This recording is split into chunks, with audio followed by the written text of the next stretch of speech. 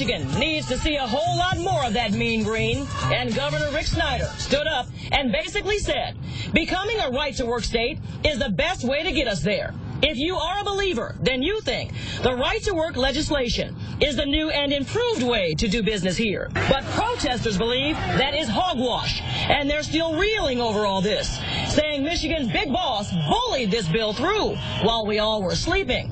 Well, it did not take long for our governor to come up with a nationwide campaign trying to bring business and big bucks back home. I'm glad that somebody is putting Pure Michigan in the Wall Street Journal. That's right, the Wall Street Journal. Not shabby. Not shabby at all. In a national publication. A full-page ad with color. Looks classy, right?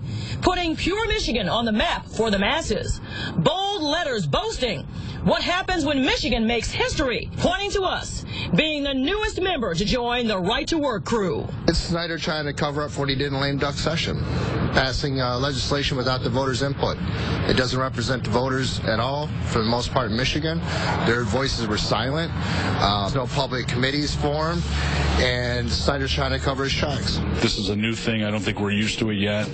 I don't think I necessarily agree with right-to-work, at least at this early stage. We're trying to garner support from people, and which I understand that, but by spending money on political ads, I don't see why they would need to do that. I mean, everybody already knows about it. I would like to see Pure Michigan doing things like this other than with mentioning right to work. I think what Pure Michigan does, a lot of really good things for the state. The ad also touts Michigan as the preferred place to set up shop, calling this once-in-a-generation transformation, a bonus for a business owner's bottom line. People getting breaks on their taxes. People are interested in passing new legislation is good for Michigan. And people being able to start businesses in Michigan. I'm trying to look at the bigger picture. Now they have that right to run the businesses the way they want to, whether they want to unionize or not.